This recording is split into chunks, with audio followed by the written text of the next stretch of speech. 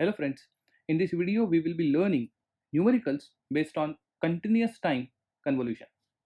Let us begin.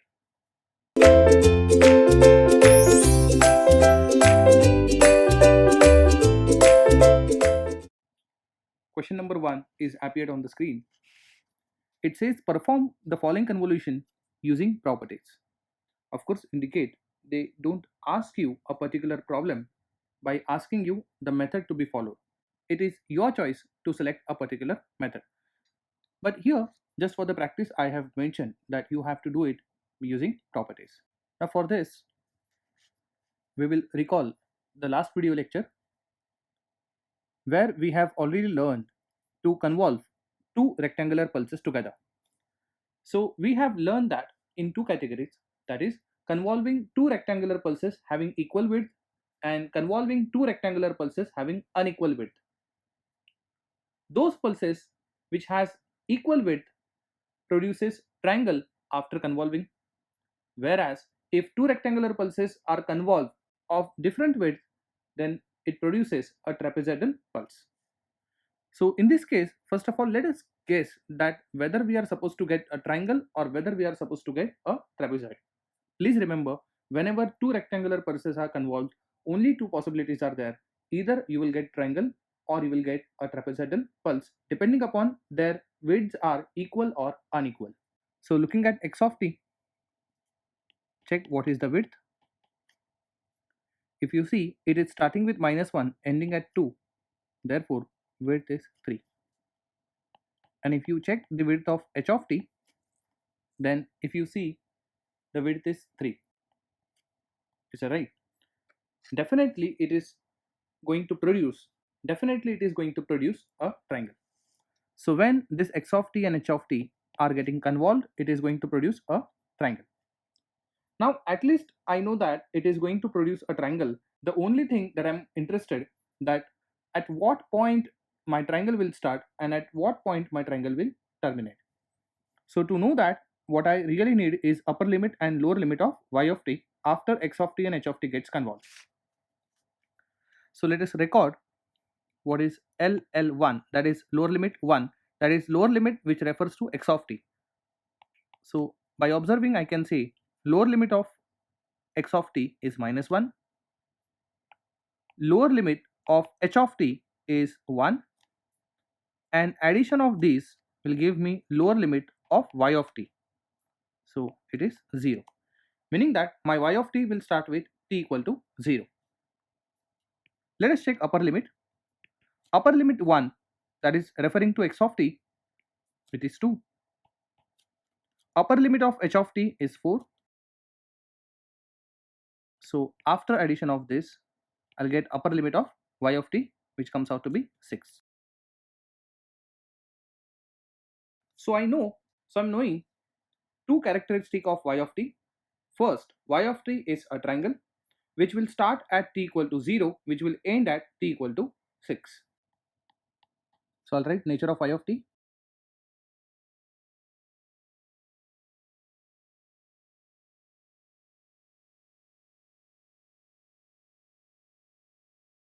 Now we know that whenever it is a triangle, it will have two lines associated with it, that is a rising line and a falling line. So it would be this way.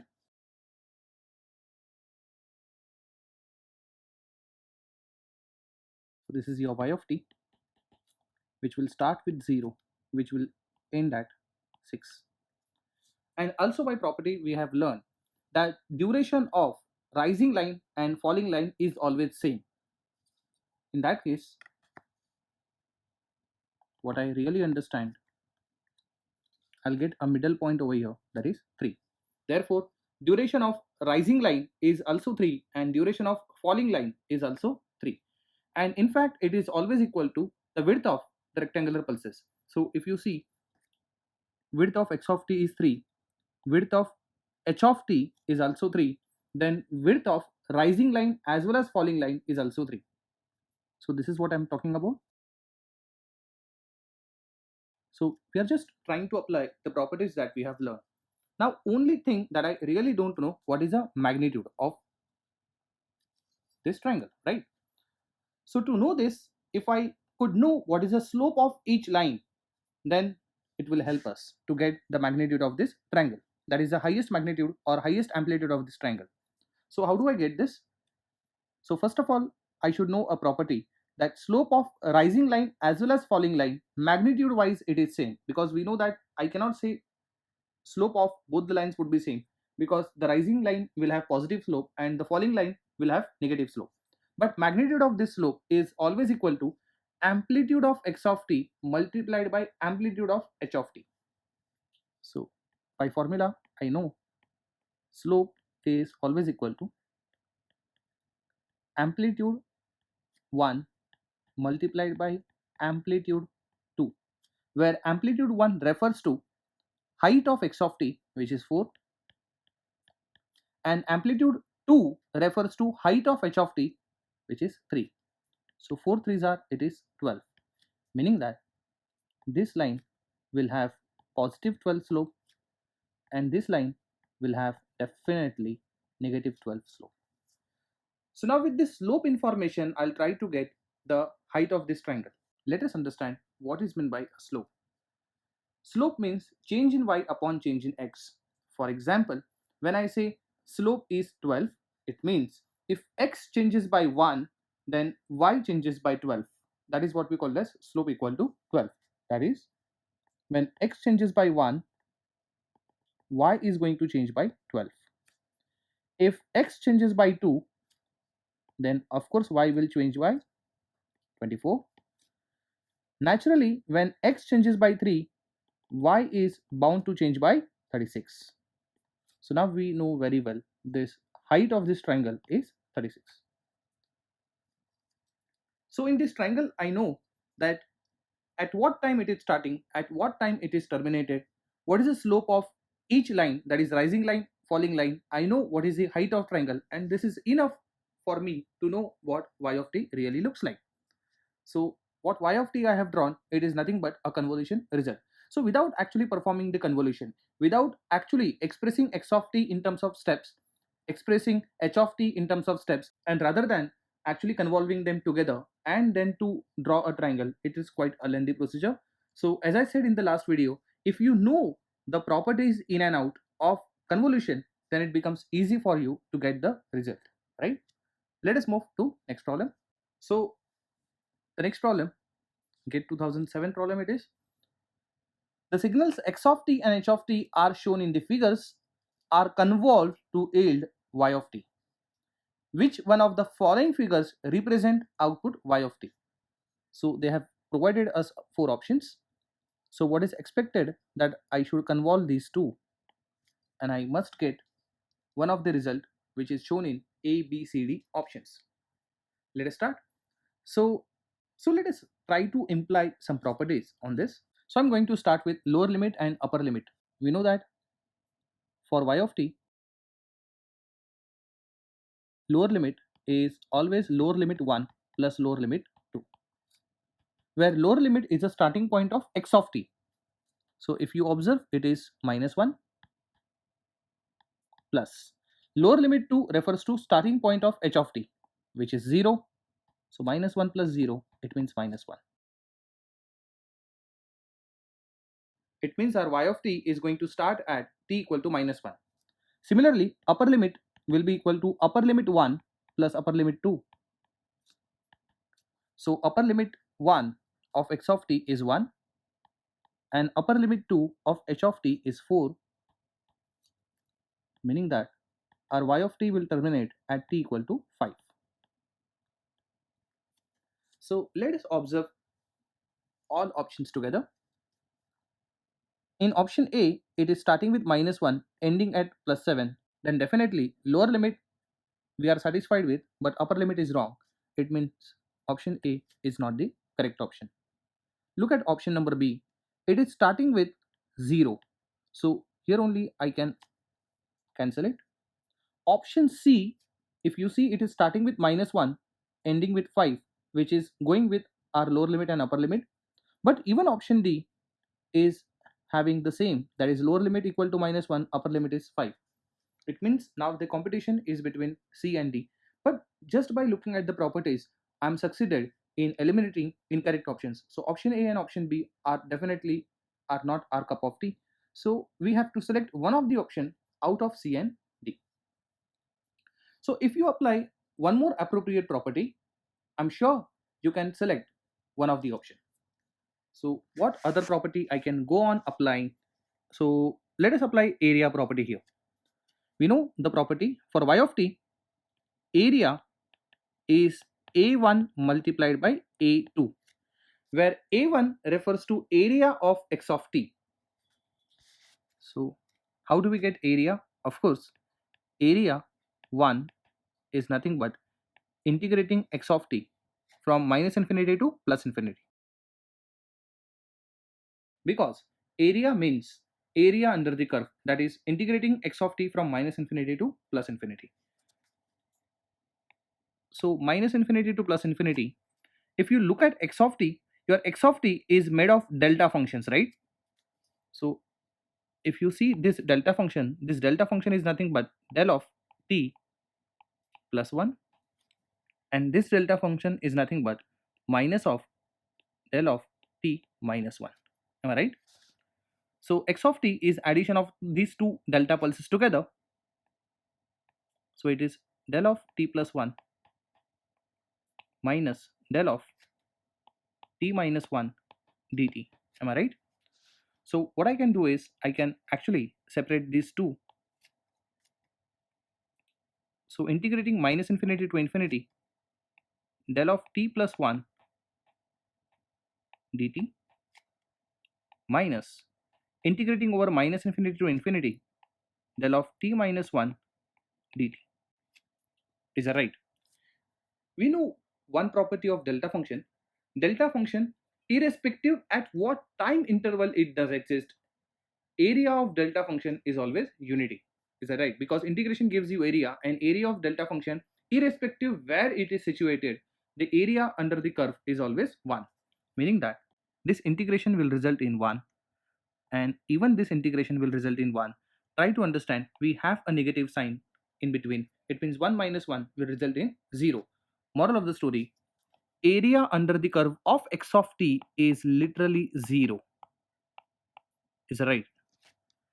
Definitely, area under the curve of h of t is non-zero. It is quite visible because it is a triangle. So how do we get the area of the triangle? It is half into base into height. So it is easy to calculate, but then there is no need to calculate it. I'll tell you why. Because what I'm interested to know, area of y of t, which is product of a1 into a2. So we know that when a1 is 0, even though a2 is not 0, product will be definitely 0. Meaning that I can claim that area of y of t must be equal to 0, because a1 equal to 0. So now if you compare option C and option D, you have to select a figure with area equal to 0. Definitely option C, which is a trapezoidal pulse, will have non-zero area. So area of it is not equal to 0.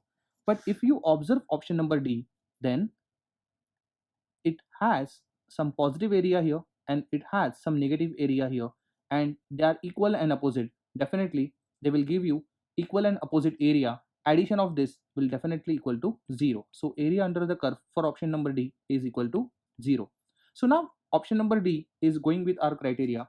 Option C will definitely not give you area equal to 0. This area is non-zero because it is a trapezoidal pulse. And how do we get area of trapezoidal pulse? It is very easy. In fact, it is not needed to calculate, but I'll tell you for your knowledge. So what you are supposed to do is, in trapezoidal, you can make of its 3 parts. So this is one triangle. Calculate area of triangle by half into base into height.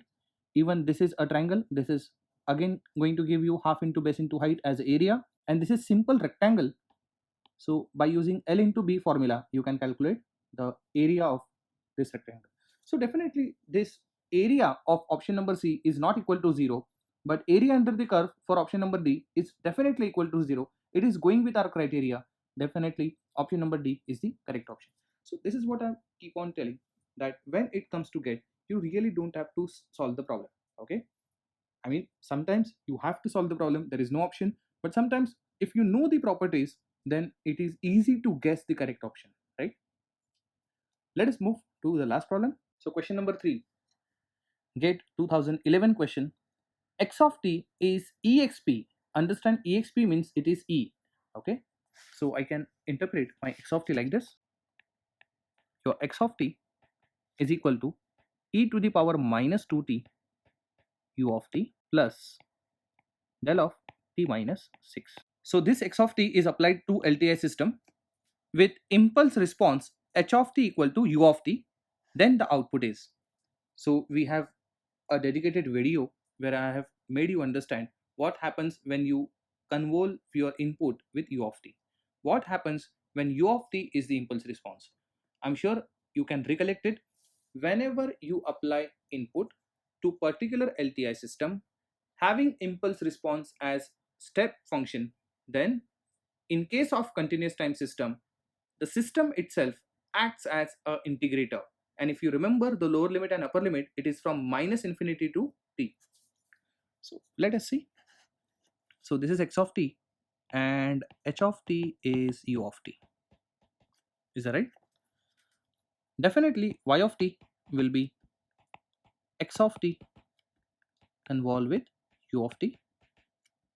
In effect, I can write y of t equal to, let us substitute x of t, which is e to the power minus 2t dot u of t plus del of t minus 6, and this is getting convolved with u of t. Now y of t is e to the power minus 2t dot u of t convolved with u of t plus del of t minus 6 convolved with u of t. So what I'm going to do is I'm going to solve these two factors separately, okay, and after that I'll sum it together and I'll get y of t. So let me assume this part as y1 and let me assume the remaining part is y2. So I'll be solving y1 and y2 separately and then I'll sum it together in order to get final y of t, and I'll select one of the correct option. So y1 is e to the power minus 2t u of t getting convolved with u of t. Now we have learned something, so let me remind you. If y of t is x of t convolved with u of t, then you know very well the system itself acts as a standard integrator system. So minus infinity to t, it is going to integrate x of tau d tau. Is that right? So x of t is nothing but this whole thing. So this x of t should be converted into x of tau, and then we have to integrate with respect to tau variable with lower limit minus infinity, upper limit t. So let us get y1 of t. So I can write y1 of t as integrating over minus infinity to t. Now I have to write x of tau and not x of t, okay? So e to the power minus 2t will become e to the power minus 2 tau dot u of tau d tau, right? So I have to solve this integration. So let us discuss this integration first.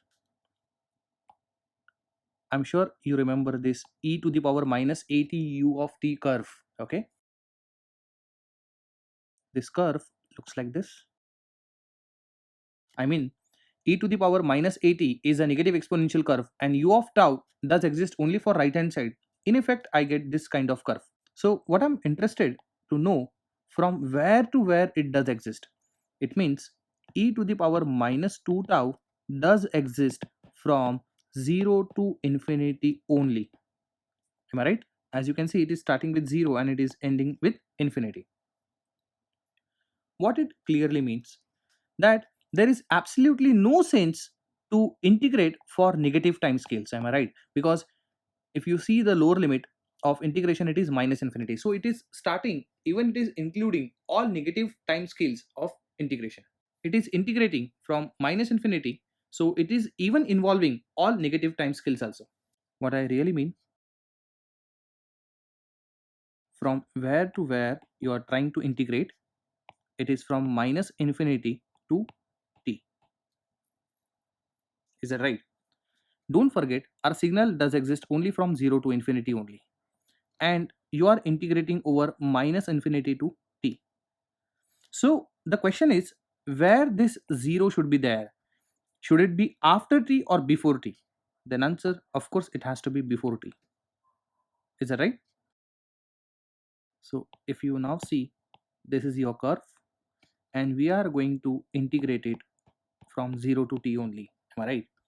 So can I say that it will make sense only if t is greater than 0? What if t is less than 0? If t is less than 0, this integration will result into 0. So this is what I'm writing. If t is less than 0, then y1 of t, that is integrating from minus infinity to t, and whatever function that we have, e to the power minus 2 tau u of tau d tau, will definitely become 0 because t is less than 0. But if t is greater than 0, only then this integration will result into non-zero value. So this y1 of t is now equal to integration from 0 to t e to the power minus 2 tau u of tau d tau. So this will result into, we know that between 0 to t, value of u of tau is always 1. It means it is okay that if I don't include u of tau. So I'll just modify it to 0 to t e to the power minus 2 tau d tau. This is your y1 of t, right? So I can write y1 of t as y1 of t is equal to e to the power minus 2 tau by minus 2, lower limit is 0, upper limit is t. I'll take half out. Okay, I'm not taking negative 2 out. So instead of doing higher limit minus lower limit, I'll do lower limit minus higher limit. So lower limit is 0. It will be e to the power 0 minus e to the power minus 2t. So this will give me half, in bracket, e to the power 0 is 1, and I'll keep e to the power minus 2t as it is. But you know what? This is valid only if t greater than 0. Otherwise, we know that y1 of t is bound to become 0. Am I right? So instead of writing this whole, I can write it like this, that is half 1 minus e to the power minus 2t dot u of t. So this is the way we write. So please remember that when a particular function does exist only for t greater than 0, and if you don't want to mention this t greater than 0, then you have to just multiply that function with u of t. So one can understand very easily that that function does exist only for positive time scale, that is t greater than 0. So finally, this is our y1 of t. Definitely this is not the final answer because y2 of t is something that we need to calculate now. So let me recall, y2 of t was minus infinity to t del of t minus 6 dt. Is that right? And we know that this delta function, if integrated, produces step function. Please remember, delta function when gets integrated, it gives you step function, because we know that delta function after integration gives you u of t, and u of t if further integrated produces r of t. So from these basics we know that y2 of t will be nothing but a step function with same argument, that is t minus 6 over here. So this is y2 of t and y1 of t, and we know that y of t is nothing but y1 of t plus y2 of t. Further, y1 of t is half 1 minus e to the power minus 2t dot u of t plus y2 of t is what? It is u of t minus 6. So this is our final y of t. Let's go back to the question and see what are the options, and we will select the particular option out of it. Now if you refer carefully, then option D is the correct option. You may make option C as a correct option, but observe it is u of t plus 6 and here it is u of t minus 6. And in the question, if you observe, it was delta t minus 6. Definitely it will give you u of t minus 6 after integration. So option D is the correct option. So I'm sure now you are quite comfortable with convolution. in next few video lectures also will still take care of this convolution, because I want you people to get quite comfortable with convolution, because convolution is still required in next few chapters also, where we will be doing frequency response analysis, that is Fourier as well as Laplace, right? Thank you.